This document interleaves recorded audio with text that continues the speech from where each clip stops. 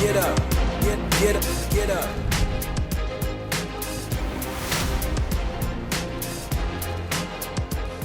What is up, Mets fans? Welcome back to another episode of the Mets'd podcast, the official podcast of the New York Mets, episode number 148. And you know what? I'm going to say it's the first official episode of the offseason. You guys have been waiting since we got knocked out in the playoffs for us to talk about the offseason, and you are getting it today. We're talking about free agents. We're talking about guys that the Mets maybe have to re-sign. Maybe they don't re-sign. Maybe guys that they go after. We're covering the entire offseason today in one of the episodes that's going to happen. I mean, we're going to be talking about the offseason for a long time. You're going to be hearing a lot of the names that we say, but today's going to be the first of that. So I hope you guys are excited. We're excited to talk about it. The 2023 season has officially started as of today. You guys know the drill. If you like what you're seeing and listening and hearing over here, make sure you guys follow us on all our social media at Mets'd, METSDUP on Twitter, Instagram, and TikTok. Shout out to producer Vito. He's been hooking us up with some killer reels, some killer content over there. Make sure you're following us. If you're looking for the YouTube version of everything, go to the New York Mets YouTube channel, subscribe over there. You'll be able to watch us.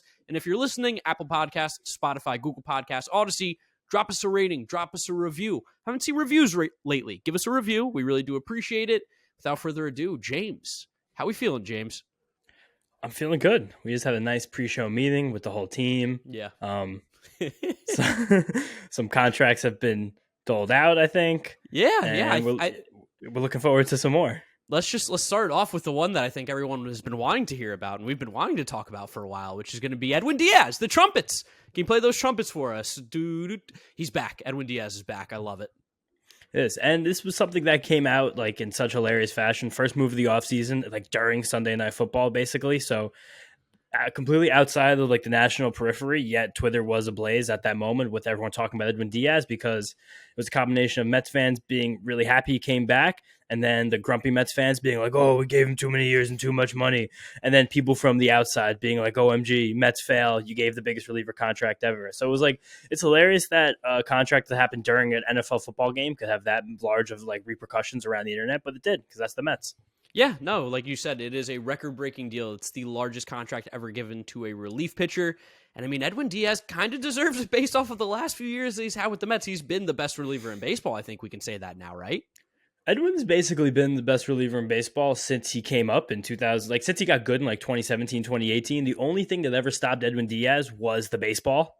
In 2019 with... Yeah, that was it. If not for him having like a 28% home run to fly ball rate that year, that is the number of fly balls by the number of home runs you give out. The league average usually 11 or 12. Edwin has sat around 15, 16, 17 his entire career percent.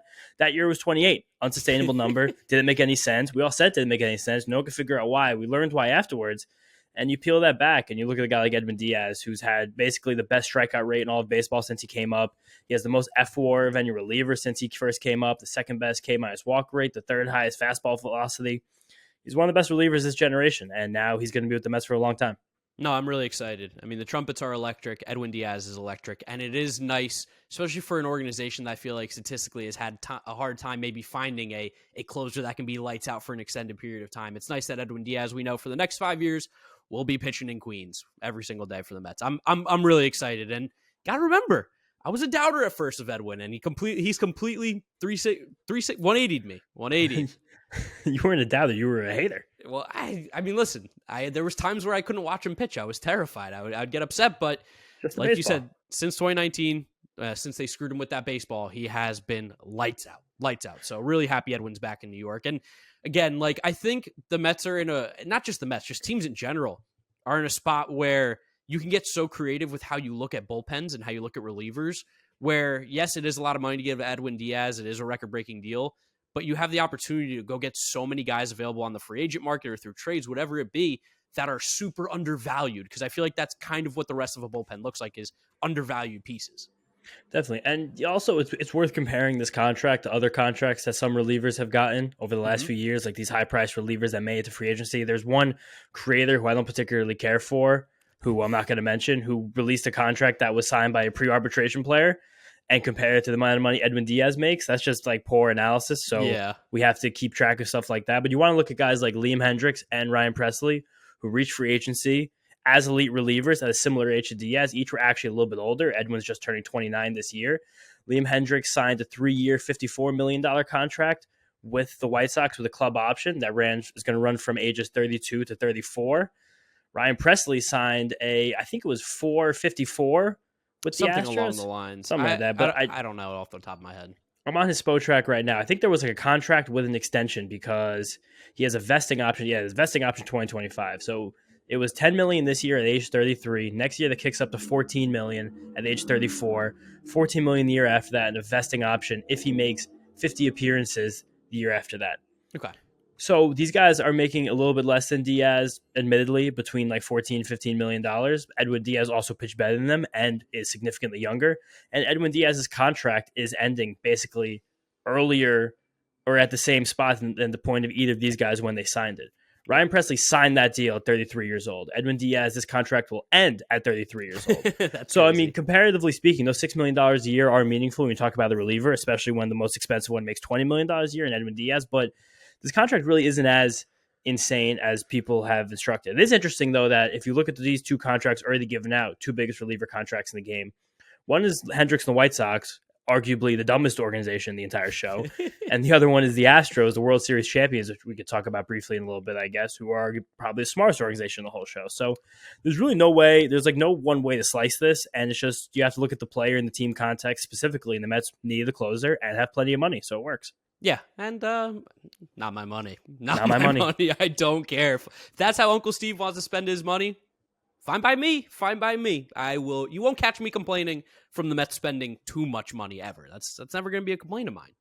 For sure. And again, we'll reiterate, if not for the 2019 baseball, we'd all be looking at Edwin Díaz as like a generational type of player. As a guy who's on pace to be like one of the greatest closers of all time. Because he still is anyway. The only guy he trails in strikeout rate and K-minus walk rate since 2016 are Josh Hader. Or is Josh Hader? Yeah, bad use of the words there. That was bad from you. Shockingly bad grammar. There, I got my light stuck in my eyes for a second. It kind of bewildered me. But Edwin's amazing, and now he's just locked up for the rest of his entire prime, which is great. 100%. And you did bring up the Astros. I think we should probably just quickly touch on the fact that the Phillies lost the World Series. That's what I'm calling it. They lost it. I'm not going to even necessarily say the Astros won, even though they very much did. The Astros actually, if anything, beat the Phillies. No, the Phillies did something incredible this World Series. They were the first team since the 1960s to be no hit. Yeah. Or 1950s, That was definitely really nice. Cool. That was really awesome. Astros also became the second team this year to no-hit the Phillies, joining the Mets. We were at a bar in Greenpoint, Keg and Lantern. Great chicken fingers. But before we divulge into what was going on during the game, we went to this bar because we wanted to sit outside and watch the World I like how you're Series. telling this. You just jump right into the story. We went from baseball talk to like life talk. Yeah, no, we went there to go watch the World Series outside. It was a beautiful day on, Saturday, right? It was Saturday. Gorgeous day. You got to sit outside. You don't know how many of these days are left, with the New York winter coming up. We go outside, and they got a lot of TVs, and as you can imagine, there's some college football, and understandable. Alabama, LSU, big game. What was the other game that was on TV? Alabama, LSU was on late. Texas, K-State, which is big for the real football heads. There was Michigan. Oh, Notre Dame, Clemson, Michigan, Rutgers. There were plenty of games on that people would care about. But there was one game that was on the TV for one table in specific, and honestly, at that table, one guy in particular, and that was regular season hockey between the Washington Capitals, and I believe they're now called the Arizona Coyotes. No longer Phoenix. I don't think Phoenix wants to associate with them. I think they're just the Arizona Coyotes, the whole state. Regular season hockey, and when we asked the waitress, bartender, whatever she was, if we could change the game, she's like, sorry, he requested it. You guys can go inside and watch the World Series, to which, understandable, but at the same time, regular season hockey between the Capitals and Coyotes? Are you kidding me? Combined record so far this season of 10-12 between those two juggernauts. You went and got the record. That's pretty good. Yeah. I think Ovi was possibly breaking a record. That's what people were trying to tell me on Twitter, but I also don't care because it's regular season hockey. It's not even just regular season hockey. It's November hockey. November hockey, yeah. The only thing less important than regular season hockey is November and October hockey. It is. It's crazy. And the fact that there was so much football and the World Series on that night, not even just like, if it was game 2 of the World Series, like maybe there's an elimination game. There was a champion being crowned, thank God. And the fact that this guy was like so stubborn, just sitting there with a group of people, eventually they all left. He's just sitting there in a Capitals hat, just locked in on the screen. Made a hate bet. I bet the Coyotes live, and the Coyotes scored in the last 30 seconds. So they scored 3 unanswered goals in the third period to win. It's fantastic. That was a good win for Mark. Paid for the Uber home that night. was really happy with that. But I just had to let you guys know because me and James, we talked about this for a good 2 hours on Saturday. It was it was pretty much what we talked about until Jose Alvarado, that rat, gave up a 450 nuke bomb to Yordan Alvarez, which was just icing on the cake. Just couldn't happen to a better guy, That's it. It was also very nice to watch the Astros win the World Series. It was a satisfying end to the season because they were the best team in baseball from wire to wire. No one was better than them, and that was it. They finished the job finally. Does it make you feel better as a Mets fan that the clear best team in baseball won it? 100%. It at least clears from your mind, right? If the Phillies won the World Series, all we're going to think about is, man, this was our year. We could have easily won this thing. This is a team that we beat 14 times this year. But with the Astros, at least we didn't beat them once this year. And we knew that this was the best team or second best team in baseball. So there's not really a question of, oh, we would have beat them. It would have been we would have probably had to get really hot. I mean, that was my thought after the 2019 season ended, after the Astros choked against the Nationals, and an inferior Nationals team won the World Series because they got hot at the right time. A team that was, during the year, absolutely in no way, shape, or form better than the Mets, really, at any point.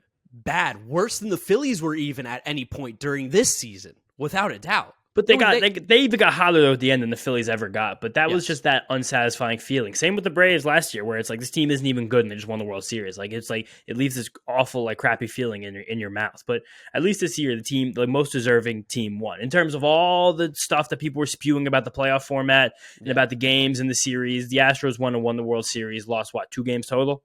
Yeah, the Dodgers and the Braves were crying and all this stuff, and it's just that's it. The best team still won. Best team still won, and that will be the end of our World Series talk. I don't want to talk about it anymore because the season's over. It's 2023 now. It's 2023, and with that comes the Mets offseason moves. First one, like we mentioned, Edwin Díaz, but how about a little sneaky one?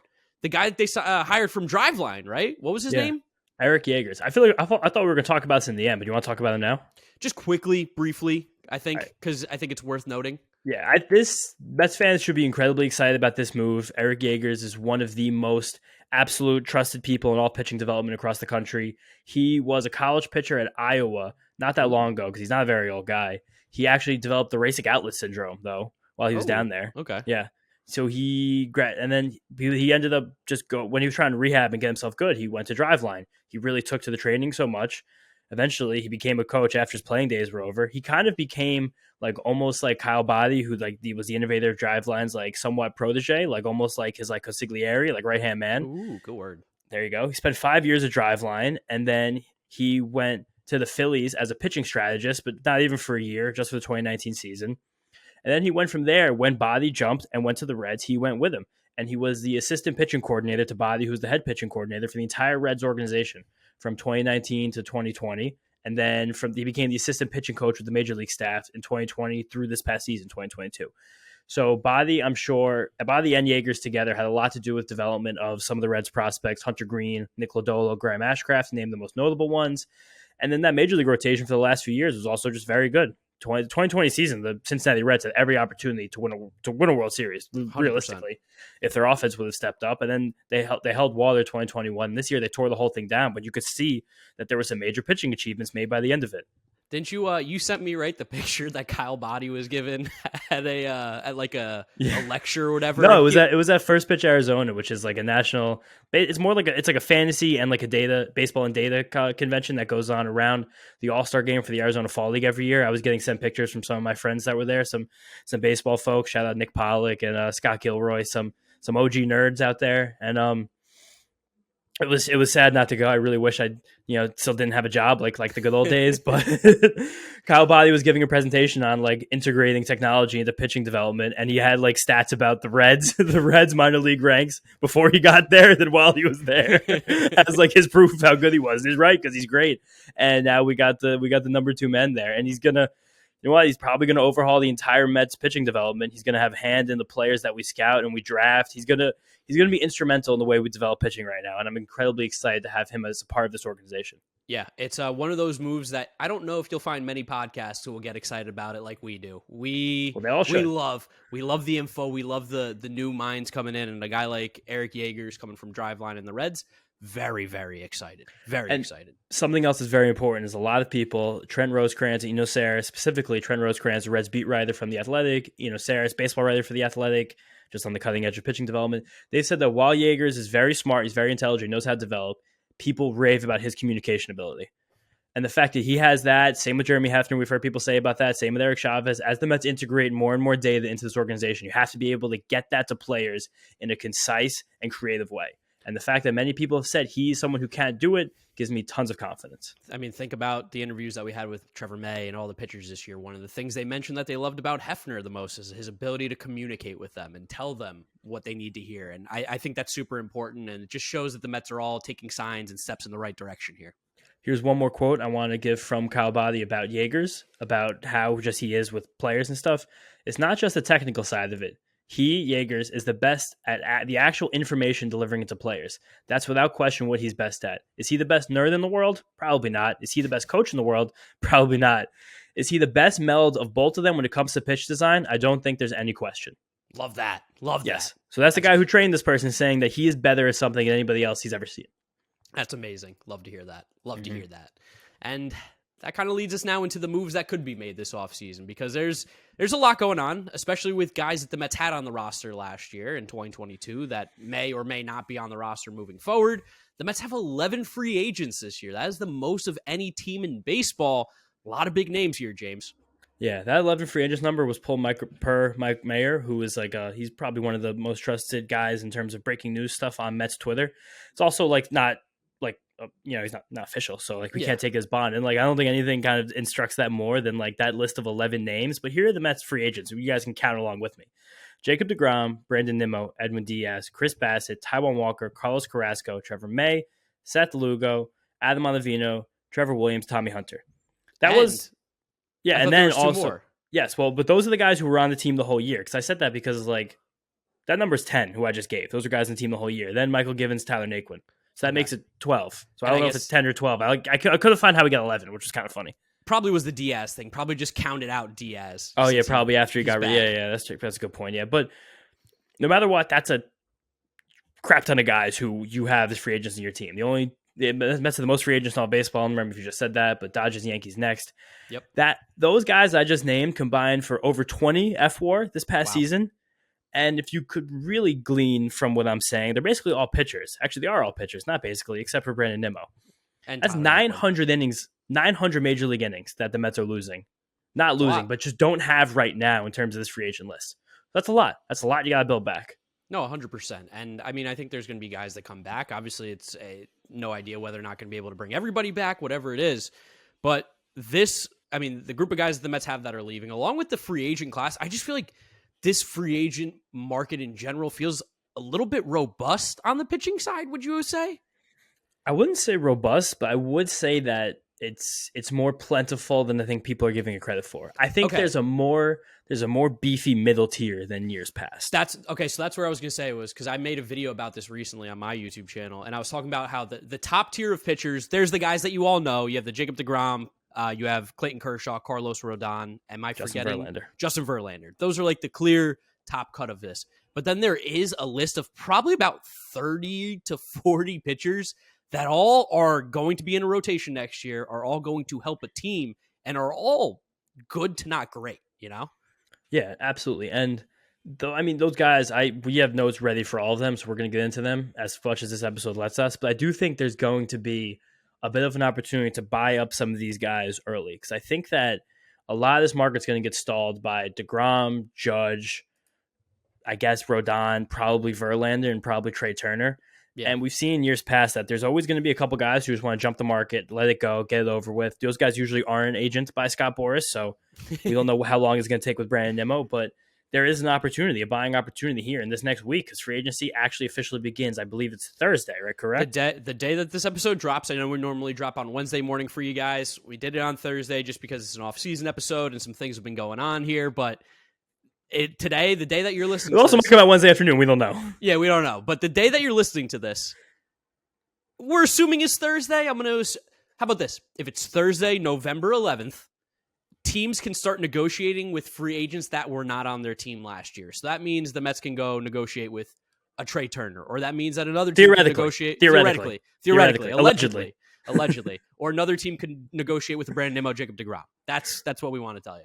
We also have to tell you right now that we know nothing. I know we're associated with the Mets and we're the official podcast. We don't even have an iota of information. I wish we did. It'd be sick if we did. I wish we had some juice. I wish we had some insider information. It'd be sick. Be so cool. Nothing. We got nothing. How do we work with the team? We got nothing. Eventually, maybe we'll be folded into some of these deep, dense types of discussions. We're always open to Philly Upler, and I'm sure he is listening. Like, we're always ready to give takes, give some analysis. Zausmer, if he ever wants to, come and just throw some ideas at a wall, we're that wall. We're ready to listen. Cool. We're cool for a brainstorm sesh. Give us a whiteboard or something. Yeah. Map out the roster like the guys in Moneyball. I'll tell you this. I've been pretty good with draft picks. I've been pretty cash money. You've been cash money with the random pitchers that are just going to pop off, and I can't wait to hear who those guys are going to be this year. I have a couple of bizarre guys on this list that I made up for this, but this is a lot of Mets. I feel like that there's like two groups of Mets fans going to this offseason. The ones who expect literally every single thing in the world. Yes. The ones who expect absolutely nothing. And I think that we're going to be blessed by finding ourselves somewhere in the middle. We don't know how the team is going to handle the amount of money they're going to spend or where they're going to spend it, how pitching versus hitting, bullpen, starting, because there are, like we said, there's a lot of open roster spots in this team, a ton. And the Mets are probably going to have to get a little bit creative. We don't know anything about trades yet. We didn't even talk about trades before this episode because we don't know any way they can go, what kind of players are going to be available. This time of the offseason, trades kind of come out of nowhere anyway. Like we do know that Perry Manasian was saying that Shohei Ohtani will not be traded this offseason. Yeah, all right, Perry. That sounds like something that someone would say while he's thinking about trading somebody. Yeah, exactly. Might not even be the GM if they sell the team. Who knows? He doesn't care. He's just saying that right now. He doesn't want to be the guy who trades him. It's also like, as a team like that, a team that's bad and going to be bad, you need to put asses in the seats. Yes, 100%. Like that's what Shohei Ohtani's nothing for. Sells tickets like saying, yeah, we're going to trade Shohei. Nothing kills your leverage like, we're looking to move the best player in baseball. How to not sell season tickets. We're going to trade the most unique talent this game has ever seen. Ooh, in a place where the weather's always nice. You want to not get people in the ballpark? You know what happened the last time someone like Shohei Ohtani got traded? No. Oh, it was a literal curse on the franchise. 100-year pox. But flip side of that, spin zone, a great play was made. 100%. A great play was made. I mean, that team's been pretty good the last 20 years, so I don't really care what happened from 1910 till now. I can't deal with a 100-year curse because we'll be dead. I can't do that. We will not make it. It's not our team. It's not our team, so it actually doesn't matter. I can handle the Angels not winning for 100 years. I don't care. That's true. I don't know why I made that about the Mets, but there's a lot of stuff right now. So I guess should we just talk about the big names because that's what people want to hear? Let's hit the big names. Let's do it. All right. So first big name that actually was in a very away rumor that we are in no way corroborating on this show. Someone talked about Trea Turner being like a potential option, and Trea Turner is a potential option, I would say, for 30 teams in baseball. You know why? Because he's incredible. What do you mean at least? That's all of them. He is... Everyone in the MPB and the KBO are also considering Trea Turner. Whatever baseball leagues exist. The Italian league, we have that stuff coming out with Omar. The Italian league should be all over Trea Turner if they possibly can muster up the money. Before we talk about Trea Turner, did you see the video that got released? The hype video? No. You didn't see this? I don't even know what you're talking about. CAA released a hype video. It's like a 5-minute montage, like sizzle reel of Trea Turner, voiced over by John Hamm, just reading out his accolades over his career, what he's done the last few years. And it was like saying things like, Trea Turner can not only hit the baseball hard, but he plays a great shortstop and runs fast. Like those kind of things. And I was like, I watched the entire thing and I left confused and cringing a little bit, but I'm also like, it's kind of sick because Trea Turner's so awesome and boy, would I love him on my team. I would do anything for it to get like a John Hamm narration about myself too. John Hamm's John Hamm is a legend. Sneak a little F-bomb in there. First episode of the offseason. Having too much fun. But I mean, Turner's like unmistakably one of the best players in baseball. I have a friend, shout out Luke, who like for years, he was like, I'm betting Trea Turner to win the MVP every single year because at some point it's going to happen. I had a great Trea Turner future during the 2021 season. That had the chance he became the favorite at a point in August when he got really hot after the Dodgers trade. And I had a point to cash it out for money and I didn't because I got greedy and I should have. That was stupid. Hand up on me. But if you go back to 2019, the only player with more WAR than Trea Turner is Aaron Judge. He's got 80 homers in the last, I guess one of these is strike shortened, so I'm not even going to try to do that mental math right now. But since 2019, at 311, 361, 509 slash, 133 WRC plus. He plays like good defense at short. It's not really great at this point. It's like quite good though. He'll be a great second baseman if push came to shove. He's still only 29 years old. He's still the fastest guy in baseball, so the physical tools are absolutely not deteriorating in any way. He's one of the best players in baseball, completely in his prime, and is a bona fide, surefire MVP candidate every single moment that he ever plays. Like you said, every team is going to be in on this guy. There are a lot of teams that could, one, use a shortstop. There's a lot of teams that could use a second baseman. There's a lot of teams that could use wherever Trea Turner could possibly play. I think if you're a Met fan, remember every rumor with a grain of salt. Take everything for exactly what it is, a rumor. Don't necessarily think that there's any truth behind a lot of the stuff that you see. But if you are a Mets fan, I think you should be welcoming Trea Turner if he were to come to this team with open arms. Like, I saw a lot of conversation of like, well, we have Lindor, we have McNeil. Like, yeah, we have good players. Let's get another one. You will find spots for guys. That is not going to ever be the problem of we have too many good players. No one's ever said that. When the Dodgers traded for Trea Turner, they had Mookie Betts and who I'm missing Corey Seager. Yeah, like the team was plenty okay in the positions that Trea Turner could play, and it really didn't matter. Yeah, no, he would be absolutely sick. Realistically, probably not the guy that is the most focus on. I would think if I was the GM, it wouldn't be my most focus. And pure speculation. I think it's just the fact that we just named all of those pitchers who are not on the Mets roster at this given moment. 900 major league innings from last year's roster, currently not associated with the team. So to me, it makes sense that there's probably going to be a focus on pitching. Yeah, rather than hitting. But like if an MVP candidate like Trea Turner comes into your lap, you can't really say no. And now I kind of want to discuss Trea Turner's college teammate, Carlos Rodón.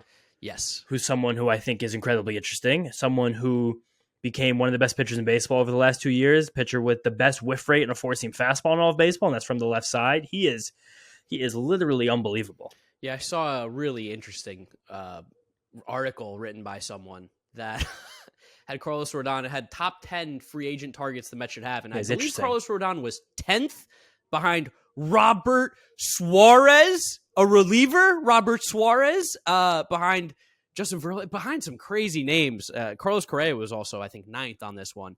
Carlos Rodón, outside of Jacob deGrom, is the next best available starting pitcher on the market. I don't know what he has to do to get that respect from the common folk, but I feel like at least the people who know baseball have seen Carlos Rodón go, oh yeah, this guy's really good. What is that? That was La Bachata. I'm going to go out on a limb and say that Carlos Rodón is we're probably going to work on your pitcher ranking soon, like it's around December. Yeah, definitely. He's one of the 10 best pitchers in baseball, pretty clearly, possibly even one of the 5 best. And especially after he had this past season with the Giants, because me and you talked about it last year when we wanted Carlos Rodón, that it was 120 innings and he fizzled out towards the end. Yes, and he fizzled out dramatically. His velocity completely fell off a cliff in August, and it completely fell apart in the postseason. But this year, different. He threw 180 innings this year, which is way more than he threw last year, and he was killer all season long. I'm going to pull up his velocity stuff right now just to completely make sure of that. But Carlos Rodón is incredible. And lucky for us, we're blessed to have some actual connections with Mr. Rodón. So I went to dinner with Carlos Rodón. Smith and Walensky picked up the tab. What a legend. Mark went to dinner with Carlos Rodón. His velocity actually, September was his best velo month of the whole year. That's kind of unbelievable when I tell you that. But the best insight I could give you about Carlos Rodón is the dude loves playing baseball, is ready to pitch, wants to win, and wants to get paid what he deserves. And I think that's completely fair. No, he deserves a lot. Carlos Rodón, and this is also, he's 29 years old after some injury-riddled seasons, but coming off one of the best seasons in the whole game, 6.2 FWAR, 12 Ks per 9, just an unbelievable talent. He needs this big contract. It's hilarious because coming off the Giants, but this is gonna be Kevin Gausman from last year. He's looking for 5, 6, or 7 years, north of $25 million per, could sneak into 30, just depending on how the market shakes out. This is going to be the big contract that gets given out this winter from the pitching side. And 100%. I don't know if anyone else is even going to come close to comparing, because the other guys we mentioned are old or have the big question marks. Some guys we'll talk about later. So Rodón is the marquee piece. Rodon's a frontline starter. He's the kind of guy who can win you a World Series if the chips break right. And it'd be cool if he was on our team.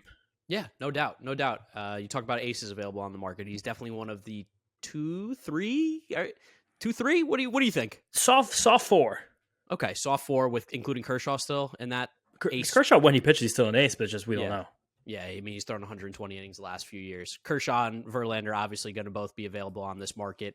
Don't necessarily know what their stuff's going to look like. Also, I think Verlander could technically still pick up a player option for worth like $25 million with the Astros. I could see him doing that. I don't know. It depends how he's feeling. We don't know the guy.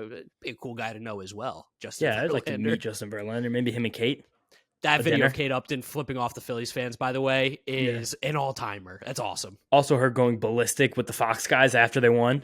Yes, with their daughter or one of their kids. I don't remember who it was, just like Holden being like, we won. That's great. Yeah, she's a fun girl. She looks like she has a good time. Yeah, rather die. So those are Turner and Rodón are the two marquee guys. Verlander, Kershaw are two guys, and along with DeGrom, who are, what would you call them, like martyrs, basically? Not martyrs. What's the word? Marquee. No, it's not that. What are you explain what you're trying to mercenaries. Okay. They're coming in. They're coming in for not that long of a time, but they're coming in to do a lot of good work. Sure. All right. I'll take that. Yeah, they're coming in. They're coming in hot. Yeah, and then there's the next tier of pitching, which I guess we're just going to flip through them all now, right? Let's just talk about it now since we're on the topic of pitching. There's a nice fat second tier here, and it includes some guys who you might think are on this tier, you might not think are on this tier. This tier is, I would say, led by Chris Bassitt. Definitely. Of reliable plus effective plus, just trustworthy as another word for reliable, because I want to really hammer home how much he is so. Like he had such a good year with the Mets this season. 180 innings, was 11th in the NL. He had less than ERA under 3 at home. He gives up so much soft contact. Like he is a guy who would be great to have. I know a lot of people soured him for the way the year ended, but I don't know. It's like guys have cold streaks. His cold streak happened at a bad time. I wouldn't let that completely impale the way you view Chris Bassitt as a pitcher. We talked about him ad nauseum this year. His kitchen sink, cutter, slider, sinker, fastball, curveball. Like he just throws it all. He has it all. He is I'd say the least risky pitcher on this market who's not a part of the top tier. Do you agree? Least risky that's not a part of the top tier. Yeah, because I mean, I guess when you look at all these other guys that we do like and that we have on our lists, there is either some sort of history of injury, which I think is always worth bringing up when you have pitchers. I mean, we also know that you're injured until you're not, which is something that I know you love to say. I mean, that's the Trea Turner. That's the Trea Turner thing. You're injured until you're not. But in terms of consistency, like I think you could probably peg where Chris Bassitt is going to finish, relatively speaking, every single year. For sure. And you know what? For that consistency, you're going to have to pay. Like I'm sure that Chris Bassitt's not going to sign a deal for less than 3 years. And I'm sure it's not going to be for $1 less than $18 million per. Like possibly up to 20. Deserves to get paid. He deserves to get paid. He does, and he will get paid. Like Chris Bassitt. Now again, we're going to keep drawing comparisons to last offseason because that's one of the best ways to see how these general managers think. He's probably going to get a deal a little bit similar to Marcus Stroman. Yep, and that's kind of it's. It'll be for less years because he's significantly older, but it's true. Yeah, no, 100%, 100%. I mean, like the other names that you have listed on here, like in that next tier, like a guy like Nathan Eovaldi. Like I think if we're talking like top end, like what we could get out of a guy like Nathan Eovaldi, I think is one of the more exciting names on this list. Just because we have seen him be shut down before and be really, really good over an extended period of time. But again, injuries. And then that's also the part of the free agency that's like the biggest worry for a team, a fan of anybody. Is like, am I paying for what has happened or am I paying for what will happen? Yeah. And that's like the crux of this entire, exercise here. Because Eovaldi is a guy, he has been heroic. He's been great in his career. Everyone remembers the Friday night 18-inning game with the Dodgers and the Red Sox where he won the Red Sox the World Series. But he is 33 years old. He is coming off a season where he had shoulder and back issues, which are never good. Probably rank 1 and 2 for the worst injuries I ever want to see a pitcher have, especially a guy who's had tons of shoulder issues during his career already and elbow issues. Yeah. Yeah, and that's also just because Eovaldi's stuff is so good. Like his velocity is still there. His slider is still unbelievable. Like that's the craziest part about Eovaldi. Like his stuff and command are all exactly what you think you would need from an elite pitcher. And he's still put together some amazing seasons the last few years, pitching in Fenway Park, pitching in the American League East, in a division that's not very easy to pitch in, especially compared to the National League East and Citi Field. He's just, if you can get him kind of cheaply because more people are scared, like if I can give him a 2-year deal, that seems like a sweet spot for Eovaldi. But anything more than that, I think any fan would probably be nervous just because, like, especially when he's coming off an injury-riddled season. Yeah. Like, this isn't like Rodón where the injuries were multiple years ago. Rodón just put together a remarkably healthy season. Eovaldi did not. And that's where I get pause with him. Yeah. And I think I want to clarify too, for those of you listening at home, this isn't like an endorsement of like, if we don't want this guy. Like the guys that we're mentioning are all guys that we would be happy to have. That's why we're talking about them. The guys you don't hear us necessarily talk about, it'll be very obvious who we're not talking about on this podcast. But like when we bring up these guys, it's like this is a conversation we want to have because we think there's a possibility that like a team should be interested in this, and we want you to be informed on what these guys could be like. And we also just kind of want to tell you guys about these pitchers because a lot of people just watch the Mets very regularly. A lot of people aren't like Mark and I. You guys aren't psychos. You guys aren't in 14 fantasy baseball leagues. Like you're not locked into every single pitcher in the league. Like we're going to talk about next: Andrew Heaney, Jameson Taillon, Jose Quintana, Corey Kluber. These are guys who you might not be that keyed in on their strengths, their weaknesses, and probably what their market will evolve into. So that's what we're here to talk about. This is no way tied to who we want the Mets to sign or who we think the Mets are going to sign because we simply don't know. It's all speculation. Yeah. What about a name that the Mets fans will know pitched on this team just a few years ago and he had a career season? I'm interested to hear your take on this guy because you're the pitching guy. Exactly, you're going to ask. Michael Wacha. Do you think that's legit? Like I haven't dove deep into his stuff, so I'm not sure. I got deep in Wacha this afternoon. I kind of fell in love with Wacha this year because he popped out of nowhere and he had that such hot stretch toward the middle end of summer. I had I just forgot to tweet it, but I had it in my drafts forever. It was a blind resume between Michael Wacha and Logan Webb. And they had like a 2-month stretch where they're basically the exact same pitcher, but then Wacha got cold at the end of the year and Webb got hot and I just never tweeted, so I lost it. But Wacha was hilariously really good this year, but he really outran a lot of his estimators. Like his FIP was over a half run higher than his ERA. That sat like 3.13, which for a guy who pitches for the Red Sox in the American League East is insane. He also had a left on base rate above 80%. Left on base rate is exactly what it sounds. It's literally when you end innings with like how many guys that get on base, how many guys stay on base. The league average for that's usually in the 70s. When you see those 80s numbers, if you're looking at baseball stats, your ears should perk up. Like that's something that likely will regress, but the thing about Wacha is that his changeup is still very good, and the Red Sox were actively making adjustments to it during last season. They dropped his changeup 3 miles an hour, so it had a bigger gradient between that and his fastball. It was only about 4 or 5 miles an hour's difference when he was here with the Mets. Last year, it stretched out to 7 or 8, which for changeup, that's a big deal. It's possibly even a bigger deal than the actual physics of the pitch because Wacha's changeup moved far less, had less drop, and it had less fade. But I think the fact that it created such a big disparity in velocity, it kind of made the pitch more effective because that's kind of the whole goal of it, to look like a fastball, not act like a fastball. I mean, the whole way that like through playing baseball and everything, the changeup's always ever been described is you're trying to like basically like pull a string. Like you want it to look like a fastball and all of a sudden it's not there. And that's what his changeup seems to be doing more with that disparity and difference. Absolutely. But like the pitch still, I have trouble calling it elite because it doesn't move in an elite way, like especially compared to another guy having this list, Ross Stripling, who does have an elite changeup, probably one of the best in all of baseball. But Wacha had fantastic command. He kept the ball in the yard. His ground ball rate was over 40%, which is a good spot to sit. It's not elite, but it's a good place to be.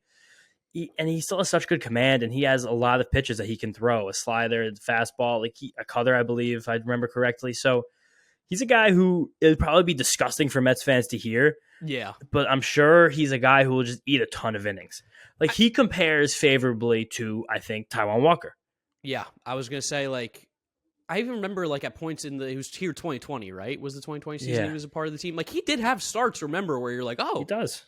Good little pitcher for us. And, like, I think for a guy who we wouldn't be bringing in as like the headline, he wouldn't be carrying a lot of weight on his shoulders. I mean, it's worth a look. I think we also like just collectively, like as baseball fans, got a lot of Wacha fatigue because he came up and he was so good right away on some good Cardinals teams, and then like he just fell off completely because that team, their pitching development's weird. I still don't understand how the Cardinals do it, but and he's still like how they do it. Yeah.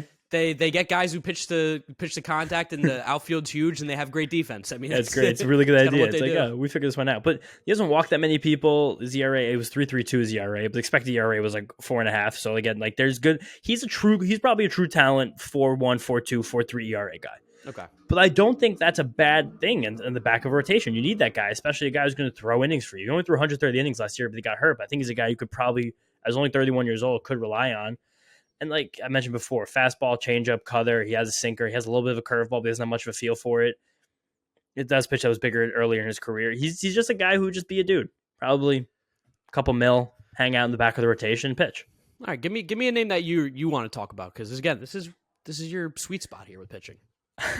There's two guys who I'm pretty excited for, who I think the Mets could sign this offseason, who I think would fit well, and you can kind of get them in for a longer term deal with a lower AAV than some other pitchers, and they're Andrew Heaney and Jameson Taillon. Those two names probably sound so disgusting to most baseball fans, but there are like so many reasons that those guys can be good. First, I want to talk about Heaney, because this was the classic, like, oh, he went to a smart team, they're going to fix him. And the Dodgers did fix Andrew Heaney in like 30 minutes, probably about. He went to the Dodgers and he got good. Where have I heard this before? Yeah, could you even imagine? He basically, in 1 second, they taught him the pitch that they've been teaching all of their pitchers. Evan Phillips, especially, is the guy who comes to mind, is the sweeper. It's a new variant of a slider that started being popularized the last few years that gets more horizontal movement. And the key difference is you want the way it spins off your hand to behave differently in the way it actually spins. So you want to kind of trick the hitter. You're getting a little bit of seam shifted wake on the pitch. So it's spinning like this, but then eventually it goes like this. You're getting less depth, less drop, more sweep, how the pitch was named, and you're basically tricking hitters. And that pitch is a way, it's not as good at getting whiffs as traditional sliders, but it's much better at missing barrels, getting hit for softer contact on the ground in the air. There's tons of great articles on Fangraphs about this. If you guys want to learn about the sweeper, definitely just go Google sweeper or just Fangraphs search sweeper. There's millions and millions of great articles. Millions. Yeah, Watch Alex Chamberlain specifically. He's done a lot of work for it. Andrew Heaney had a very, very good year. Definitely much improved, at least. And, I mean, we've seen what the Mets have been able to do with some pitchers that they brought in. There's definitely some guts there. Everyone, for the longest time, has been waiting for the Heaney breakout. And it looked like he got a little bit. Would you call this his breakout this year, or you still think there's more? 100% going to call last year's breakout. Once he started throwing that sweeper, by the end of the year, he was throwing it almost 33% of the time at third. It got 44% whiffs, 235 xwOBA, which in terms of both missing bats and inducing soft contact, those are incredible stats, up there with some of the most effective pitches in baseball. Home runs were still an issue for Heaney because his fastball is not great. He has one of those low arm slot four-seam fastballs that runs more than rises, so it's just going to get popped sometimes, and Dodger Stadium's a good place to hit a home run. Citi Field, not a great place to hit the home run, so that would be a big help there. The other thing about Heaney is that injuries, durability are still an issue. He only threw 72 innings last year, but those innings were like as elite of any 70-inning sample in all of baseball. Of all pitchers who threw at least 70 innings last year, Heaney had the second best strikeout minus walk rate. Whole league. Wow. The only guy that was better was Spencer Strider, and that was by 0.3%. That mustache-faced rat. Yeah, jerk. But when Heaney was on the mound last year, he was literally one of the best pitchers in baseball, and I don't think he's being regarded as such just because it wasn't that big of a sample and it happened very suddenly. I think that you're going to see a lot of the more intelligent teams in on Heaney. I think you're going to see teams offering him 3 years at probably about 15, 16 per, because I think that what he did in the small sample last year is worth that. And I think that he's a guy, if you hit it right, because you're only injury prone until you're not, could be someone who could change the scope of any pitch rotation in the league. I mean, listen, I didn't need as much selling on Heaney because I saw a lot of the stuff happen this year, but I think you got to sell me on Taillon a little bit more because, I don't know, I hate the Yankees, so that's probably like 95% of why I just don't see it, but I don't know. Taillon, I think I might need a little more convincing. All right. Big thing with Taillon is I've always loved Taillon. Just I have a soft spot for him, so there's a little bit of bias. The first time I ever commented on baseball in my life was an article about Jameson Taillon before the 2019 season, when I just realized he was throwing his slider more, and sliders were better to throw than fastballs, and was getting more whiffs, and he was breaking out. Since then, he had a second Tommy John surgery, which is awful. It's really tough. Almost no pitchers ever come back from 2 Tommy Johns, but the 2 years he's pitched since, it looks like it is coming back. Jameson Taillon also beat cancer. Have to mention that. Yeah. Shout out Jameson Taillon. 2 Tommy Johns and cancer, so nothing can stop this guy, literally. He made a lot of adjustments in between 2021 2022 with the Yankees. Way less fastballs, more sliders, more sinkers, and he developed a cutter in between those years, which is interesting. The cutter did get hammered, but it had very unique movement in that he was throwing at 90, 91 miles an hour. It had good slide, and it had some drop, so it's almost like a slider variant, but it was just harder than it because it didn't behave like a traditional cutter. It was weird. He also threw less curveballs, even though that was his best performing pitch in terms of whiffs. And his slider had a lot more depth and a lot more slide in the second year after his second Tommy John recovery, and his velocity in his fastball almost got all the way back to where it was before that surgery. So he was used to sit 95, 96. This year he sat 94-ish. So that might also be a thing where he shakes the rust off one more year and he gets there. And he was hurt a lot by home runs in Yankee Stadium. home run to fly ball rate was significantly worse than it was during his days in Pittsburgh. That could either be because of just the diminished effectiveness from the surgery, or the fact he's playing in Yankee Stadium against the AL East in terms compared to National League Central against, the Cubs and the Reds and all those terrible teams that play there. The Yankees, if anything, I've given them a lot of credit in this show, and to you just personally, if there's anything that they do struggle with in this generation of their organization, besides winning in the playoffs, it is it's professional pitching development. They've kind of gotten a lot of these veterans and not really maximized their talent in the last few years. Sonny Gray is the obvious one that comes to mind. So I do think in terms of Taillon's repertoire, between a fastball that's still able to miss bats, a slider that is still good, a sinker that is good at getting ground balls, and a cutter that's incredibly unique, and a changeup that gets whiffs. I just gave you 5 pitches. A guy that struggles with the long ball, pitching in a tough division, another year removed from his second Tommy John surgery, who has just the absolute heart of a god, beating all these things he's beaten. I really think that he's a guy who you can get and who will work hard, and there is upside left in what he has. Yeah, no, 100%. I mean, listen, you're convincing me more. You're softening me up on Jameson Taillon a little bit. A few more pitchers here, because we've been talking about pitchers for a bit, and I do want to talk about some offense a little bit. I mean, we're going to have so many episodes this offseason. You're going to hear us talk about a lot more players, but I think as a first episode, it's good to just get some stuff out there as we have. For sure. I mean, I'll just run through the rest of the guys quick in this tier. Corey Kluber is someone I'm also very in on. The stuff is still super there. His curve is unbelievable. His cutter is amazing. And the Rays just push those 2 pitches up so he would throw them the most. The only thing is you're not going to get the volume because at this point in his career, I mean, we saw this the way the Rays handled him. One, he's not the most durable anymore. They kind of helped him be durable by limiting him to about 80 pitches per start. The weird caveat, though, is as his cutter and his sinker dominate his repertoire, his ground ball rate fell, which I think the Rays might have been doing that purposefully because they are so keen on outfield defense, and that outfield there is so vast that maybe that was just an adjustment they made personally. But I think Kluber still has enough stuff, enough command, and just enough I did it again. Damn. Look at you. I'm just too into it right now. Mouth. We've been so blah in these episodes for the last month that now we're actually talking about real stuff. We're analyzing again. I feel like we're back in the saddle. But Kluber, I like. Vigor. Yeah, I got some more vigor back in. But Kluber's someone I like. Someone I don't like, Jose Quintana. Why? Because he did have a weird good year. It was a fake good year. The pitches aren't good. The changeup is still good, but the fastball is bad. The breaking stuff is bad. He stopped walking guys, but I almost think that was a bit of an aberration. There's nothing. I think the Cardinals are just throw it down the middle. We're going to catch it probably anyway. And the Pirates he pitched the whole year in National League Central. You almost can't take that seriously at all. It's kind of true. There's no good offenses in the entire division. Not one. There was 0 good offenses in all the division. Yeah, no, that's a really good point. 30% of the games he played were against teams that literally couldn't hit. So it's hard to take anything seriously. And the stuff's just not good. None of his pitches have above average movement profile at all. He doesn't have good velocity. And if the walks come back, you're completely with a lemon. Yeah, no, that's okay. That's a good point. Another guy who I like in terms of talent, but don't like in terms of timing is Tyler Anderson. You're just buying it. Your boy. I mean, last year he would have been my boy, but you're buying him at the top of the market now. I don't want to give Tyler Anderson 3 years. I want to give him 1 year for $7 million. It would have been great. Yeah. No, I know. I could see that one. And then the other 2 guys I'll touch on briefly are Ross Stripling and Zach Eflin. I love Zach Eflin. I talk about him all the time. He had a degenerative patellar issue in his knee where he didn't learn how to follow through until 2018. If you guys want to find some deep James tracks, just search my name, James Shiano, and Zach Eflin. You'll find tons of articles I wrote in 2019 and 2020. Because he literally had to relearn how to pitch, and he got more velocity, got more movement, and everything. He's been good since then. He's had some more issues. I think he had another knee injury also at the end of last year, correct? Yeah. But he came back so hot at the end of this year. He was one of the most important players in the Phillies postseason roster. And his curveball and the slider are both amazing, and his sinker is an above average pitch in terms of movement and velocity. And his command is completely elite with everything. He looked great in relief, and I think he for sure can start again with that repertoire. For sure. Yeah, he looked filthy in the postseason. Disgusting. He looked disgusting. It was so vindicating to see him come after all these times I've said his name to just dominate on national television. The movement on his, two-seam was he throwing? Was it a two-seam or a sinker, whatever? They call it a sinker, but I think who knows what it actually is. It's incredible. Yeah. And he has 2 legit breaking balls on 2 different planes between the curveball and the slider. He is really good. And you get that guy in a ballpark like Citi Field, he can eat. And that's also something I'm saying about all these guys, but that's an advantage that the Mets do have when bringing in pitchers. I heckled Zach Eflin at spring training back in 2018 when he couldn't throw hard at all. That's because his knees didn't work yet. I know. Shame on you. I was standing behind him throwing a bullpen. But it was the first game of spring training too. I think it was between the Braves and the Phillies at Disney World. And Zach Eflin was throwing like, can't even break 90. Can't even pop the catcher's glove. You're throwing like 94 now, though. Like, imagine your whole life you can't do something and you don't know it.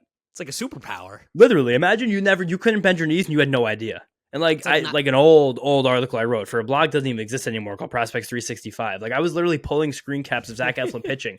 He used to finish his pitches and his back used to be straight because he couldn't bend. And eventually he's like, he got 3 more miles an hour in his fastball one offseason. I was like, this guy's going to be the man. And I think the pitching development is so weird. That happens to these guys at such different times, especially a guy like Eflin who came right to the major leagues out of high school. He was up and down. Then he had major reconstructive surgery. He's always been great at limiting exit velocity. This guy, I think he'd be awesome. And I really still think there's an extra mile or two you could tick off that fastball, get from 93 and 94. He's one of my guys. He's a big guy. Now, you got one more? Give me one more, though. Just quickly, Ross Stripling. I just think he was hilariously good at the end of last season. The Blue Jays also have this veteran pitching magic now of the last few years. We've seen them, besides José Abreu, they've like made every single person better. And that hilarious. Besides the one guy. Besides the one who was actually good. And Yusei Kikuchi. Yeah, Yusei Kikuchi. I mean, he was actually decent in the bullpen at the end of the year. He's a changeup. The guy's changeup back, and the velocity was back. But his Stripling's changeup's insane. It's 10-mile-an-hour difference with his fastball. They had him throwing it 35% of the time in September. Eventually became his most thrown pitch by the end of the season. And they turfed his 4-seam fastball because the pitch sucks. But Stripling also has an above-average curveball and a good slider, and he doesn't walk anybody.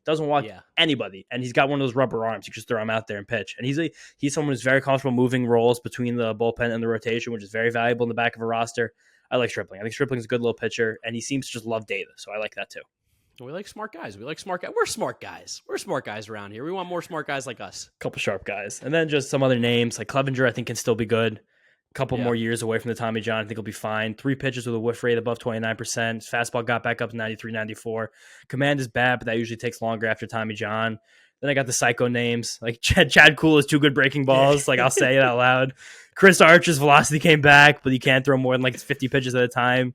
Johnny Cueto and Rich Hill for the memes. And then the last one out of nowhere, who I think will be good once he plays for the first smart organization of his career, is Vince Velasquez. Spent his whole career with the old stupid Phillies and the White Sox. And the White Sox. Could you imagine that stuff? Like the pencil and paper. Where? Oh, Astros. They drafted them. Astros. That's a smart organization who initially got his career started. Vince Velasquez has a slider, a curveball, and a fastball. They're all above average, and he's never played for a team that's smart. Just give him 20 minutes with Jeremy Hefner. He left the Phillies as soon as they started to figure out pitching. Literally timed it imperfectly. Yeah, whatever. Yeah, that's all I got. We mentioned a lot. That was someone we mentioned a lot last offseason. Was like Vince Velasquez would be a fun little flyer to take. You know, like if we're throwing out money, Vince Velasquez could use some. You want to get my blood pumping? Talk about the free agent pitchers. This has been my life for my entire life since I was conscious. This is about everything. Well, I'm going to calm you down a little bit because I got to talk about the offense. And I mean, we're coming up on like an hour on this episode, so I'm going to keep it a little bit shorter this time on the offense, and we'll talk about it a little bit more next one because we probably will just have more information about players that are and aren't available and stuff.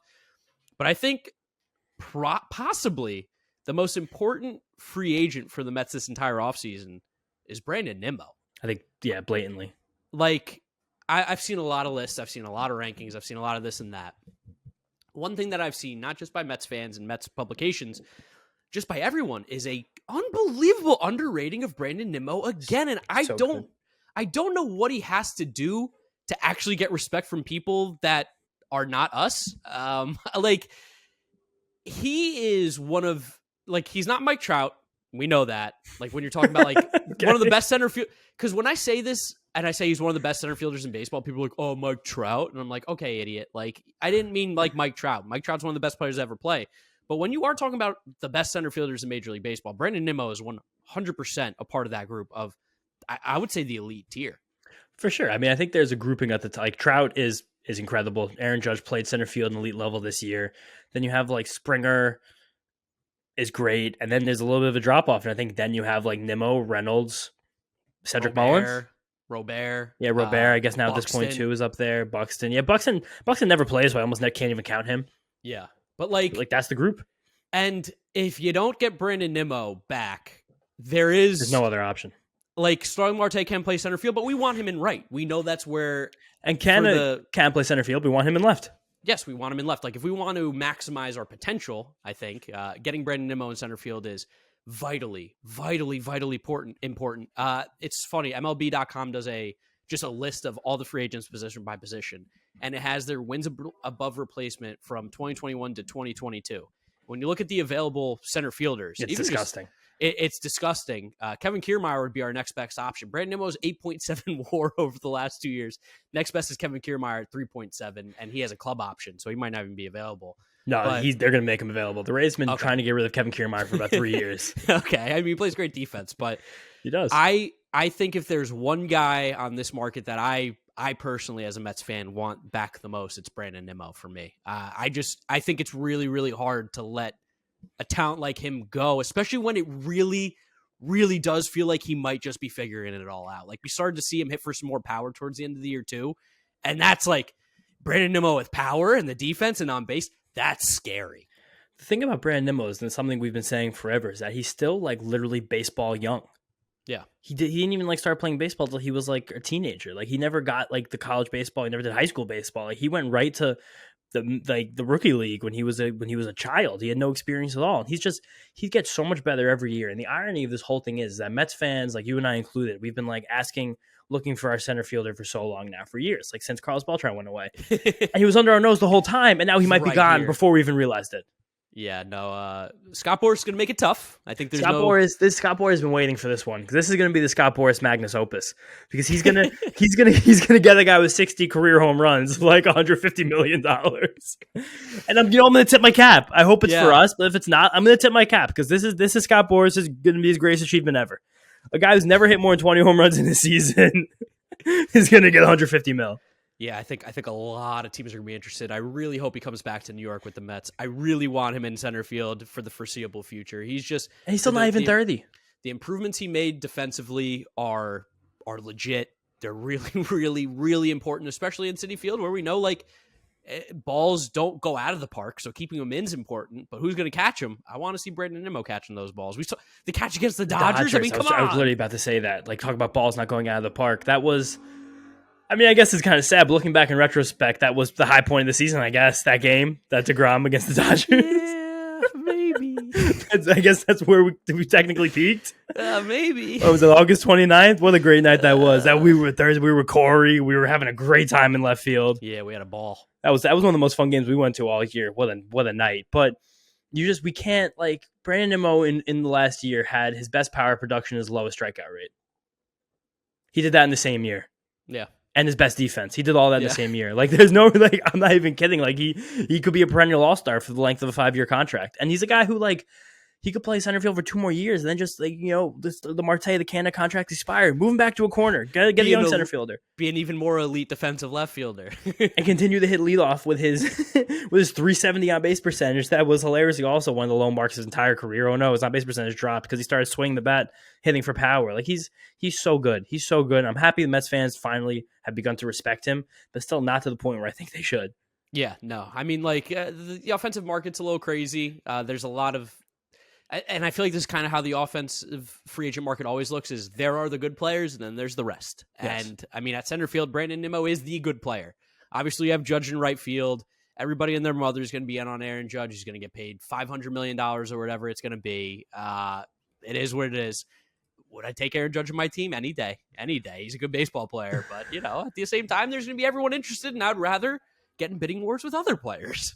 I just got really distracted. Someone just liked one of my tweets, and their name is Jeter Had No Range. So shout out that guy. Oh, I've seen that guy's Twitter before. Yeah, I've seen that guy's. Some funny. Other fun hitting names real quick that I'm just going to list off. Looking through, José Abreu has been a name that a lot of people have been bringing up. I think a lot of people have been bringing up. We'll dive into that one deeper, I think, in another episode, because we are coming up on an hour, and we don't want to keep you guys too long. But José Abreu is an interesting one. I think Josh Bell's an interesting name. Got to bring up your sneaky favorite player ever, Gene Segura, who looks like he's out in Philadelphia. Also, my other sneaky one of my favorite players ever, Mitch Haniger. The Mariners just said they're not going to give him a qualifying offer. Wow, they're not giving him a QO. That becomes very high on the list now. Whoa, okay. Mm-hmm. Okay, keep an eye out for Mitch. Definitely keep an eye out for Mitch. The shortstops is where the most depth is. Trea Turner, Carlos Correa, Xander Bogaerts, Dansby Swanson, and then it falls off a cliff. Good thing we have our shortstop, so it's really not that important. And you know what? Those guys can play other positions, right? Yeah, 100%. Push came 100%. to shove? Push games to shove. They could play other positions. Third base, you have Justin Turner. That's basically the guy. Some interesting names, though. I mentioned to you this at the trade deadline. I don't know if we did it on an episode or if this was just me and you having a conversation. Evan Longoria is someone that's just really interesting because while he hasn't played much the last 2 years, it's been 80 games each season.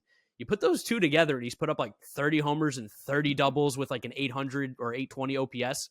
Yeah, there's a bat still inside Evan Longoria somewhere. It's blatant. He did that thing where he went to the Giants and they just retaught him how to play baseball, and he became really good at it again. He's also probably a great guy to get for our roster construction because we have Eduardo Escobar, who we went through it last year, guys. And you guys are going to get really mad next year when he gets hot and cold. But at the end of the year, he's going to be 5% better than league average or at league average, like we said the whole time.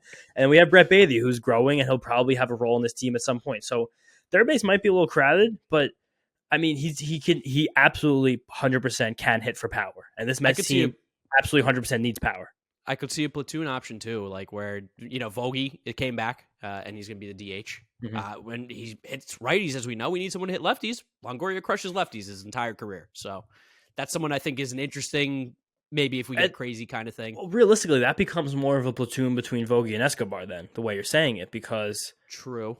Longoria is good enough where he doesn't really have a platoon split. He's hitting as much as possible. You're spelling him for health. And then fair.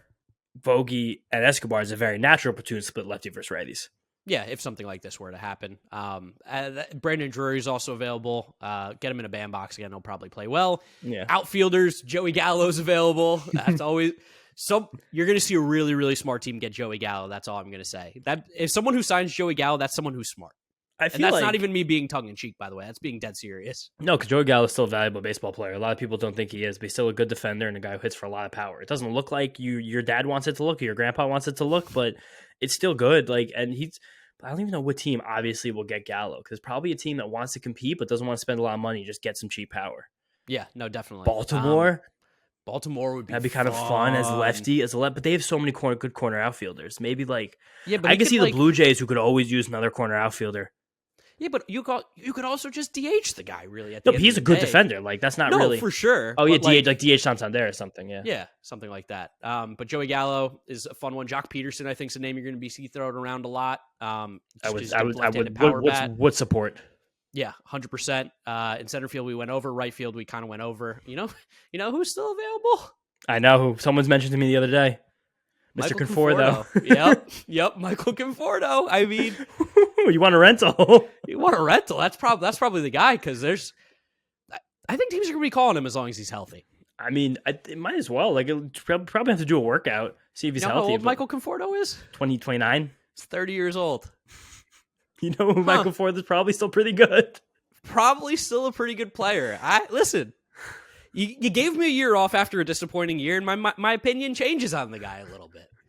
I mean, I was banging the drum last year until the bitter end, just get him back if you can. But I mean, oh man, whoa! So the last time Conforto played in 2020, 324, 12, 515 slash 158 WRC plus. I don't know. I don't know, Jim. I don't know.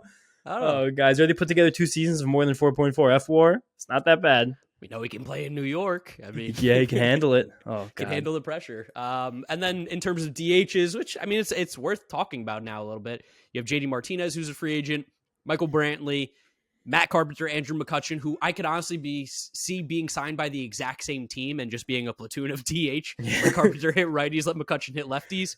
They both mash whatever they mash. Trey Mancini, I think, also has a chance to be a free agent. Nelson Cruz, the list goes on and on. DHs.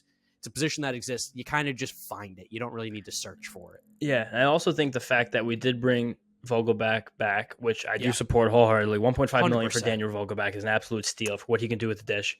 He does, though, create a little bit of a roster situation where we don't want that many guys who can't play defense. Correct. We saw 100%. Last year how tight benches can get in season, and that you just want guys who do a lot of different things. And again, that's not me saying I don't want Vogelbach in this roster. At that price point, it's an absolute lock, and he's a ton of positive value for having on this roster. But it probably does hamstring the Mets from bringing in who all of the people want to sign, the Martinez and the Abreu. It makes bring one of those guys in difficult. José Abreu makes almost no sense. I'm just going to be on the record saying that. Okay, I'm happy you said that because it makes basically none. Yeah, it makes almost no sense. But we'll dive deep into that when the rumors really start flying again. Most likely the day that you guys are listening to this is going to be Thursday morning. Teams will be able to start negotiating with free agents from that were not on their team in the previous year. So you can expect it's going to be crazy probably for the next month or so. I don't know. We haven't had a really normal offseason in a while, so I don't really remember how they go. I was talking with my dad today. He's like, when do you think guys are going to sign? I was like, I forget. Like, it would be really cool if it was like the NBA where everybody signs in like 48 hours. That'd be awesome. The NBA and the NFL does that too now, where it's like 3 o'clock hits, 15 contracts. Yeah. But I mean, last year we got our guys. It got hot around Thanksgiving. Yeah. And I think after the holiday season-ish, like after Thanksgiving, before Christmas, I think is the sweet spot. I think we're going to get some sneaky moves over the next week. Oh, no, there's always a sneak or two in. I think stuff's going to happen. I think there's a few guys on the market. I'm not going to name names. So I can see them being like, I want to get this over with. Okay, well, I wanted to play a game. I was going to say, let's just both take a guess. Who's the first valuable free agent off the market? I'm going to say it, but maybe I shouldn't say it. I don't know if I'm like. I feel like Jacob deGrom's going to go quick. Ooh, okay. Whether it's here or elsewhere, he just seems like a guy. It's not going to drag out. I think that's I think that's a fair one. I think that's super fair. I say this with absolutely no knowledge of anything at all. Absolutely have no idea what's going to happen. Nothing. I got a really annoying one. Oh. And he's going to be Dansby Swanson re-signing with the Braves like tomorrow, within 24 hours. Well, that is interesting because I think those two are a little bit related because the Braves have never had an inclination to go over the tax threshold ever. No. And they're about one marquee player below the threshold right now. Yeah. So everyone loves talking about Jacob deGrom to the Atlanta Braves on the internet. It's the favorite thing of all of the jerks. So, I mean, that will be interesting if that does happen. Because also, the Braves style, like, that would happen. Doesn't make sense to pay. I mean, Dansby would kind of what happened by now, no? Maybe.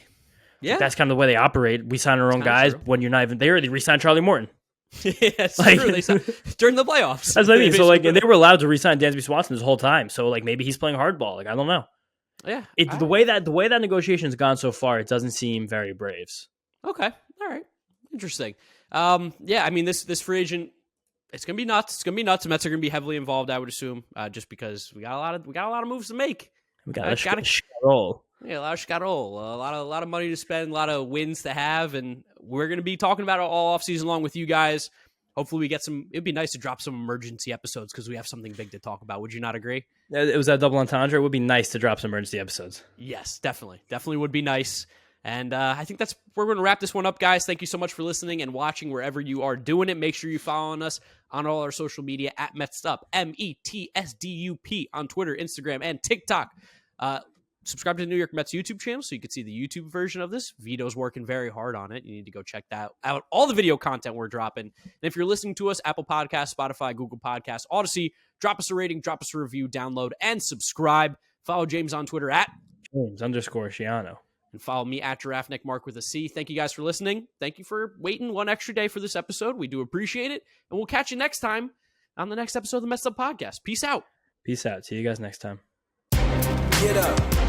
Get up.